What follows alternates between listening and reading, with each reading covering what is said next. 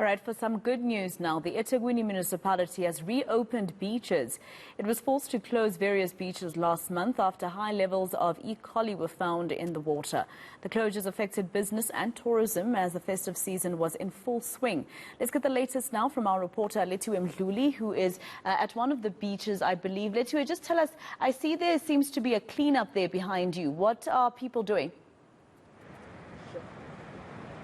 Well, Maseko, it's not actually all good news since the beaches or some beaches have been opened. Right now, we are at a cleanup where Adopter River is currently trying to clean some of the waste that has been washed down from the Umgeni River. Some of the city's beaches have been opened, but this one where we are is currently closed because of the high levels of E. coli. And right now, I just want to bring in Janet Simpkins, who's part of Adopter River. They are currently the organization that is trying to clean up, but they've also ran some tests, and they are saying that the E. coli levels and the amount of waste here affecting our beaches is actually very worrying. Janet, good morning, and thank you so much for joining us at eNCA.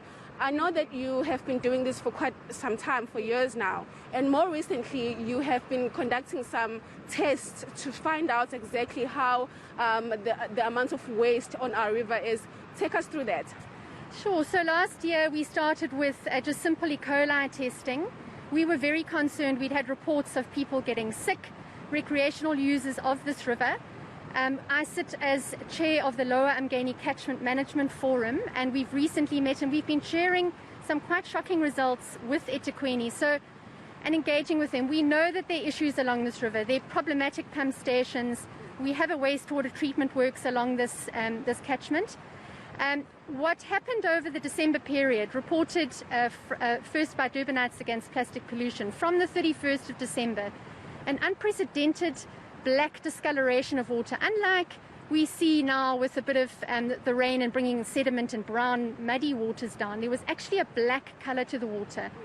I returned with the team after a short break on the 3rd of January. The beach was covered in waste. We had expected this plug of plastic with the rains to bring down this waste. We normally deal with that. We're here for that. But what alarmed me was the color of the water. So we began E. coli sampling of the water, and we've actually just received results back from an independent laboratory. The sample we took on the 6th of January, directly from the Northern Wastewater Treatment Works outfall, revealed a result of an E. coli level of reading of 1.9 million E. coliform parts per 100 mil. Now that is beyond acceptable. It's at critical levels, and a black discoloration that we can only assume has caused the problems. So we didn't really accept the answer or the explanation of the hyacinth causing all of this. We didn't discount it, but it certainly didn't account for what we'd seen over that period. And all we really wanted was the municipality to communicate effectively and safely with the public that this is really not safe.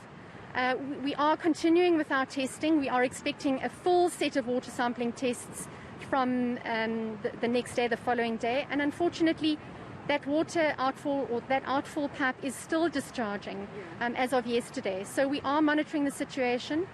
We have Oceans Alive assisting us with the funding for this. It's independent, it's paid for by non-profits, and we only feel that it's right the public have a true understanding of what's going on. And hopefully we can hold the municipality accountable to act a lot faster in remedying some of the situations than they have been.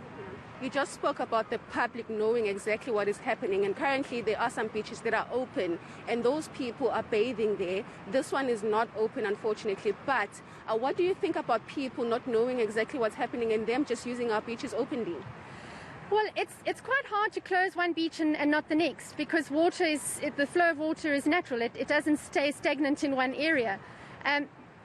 One good thing is that when it does enter the ocean, it does dissipate to some extent, but we'd have to test daily to see what those E. coli levels are.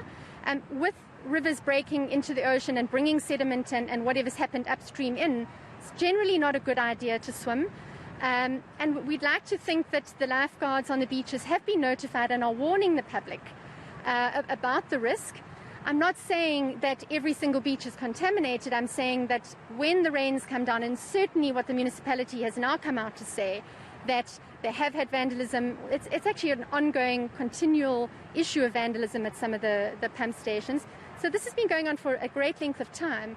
It's just with the black waters that it was brought into the public eye a lot more prominently. So there is E. coli levels and testing that happens quite regularly, and we just like the municipality to make those results accessible within time to warn enough people if it's safe or not to swim. Awesome. Thank you so much, Janet. Thank you. So that is Janet Simpkins Masego, who's just basically saying that they've done their own independent tests, and what they've found are high levels of E. coli, and they are saying that the municipality actually needs to get involved. Of course, there are some businesses that have been affected by the closures of the beaches, but right now most of them are open. I'll also be speaking to them and find out how they've been affected by this and what exactly do they think about some of the problems that the city is dealing with.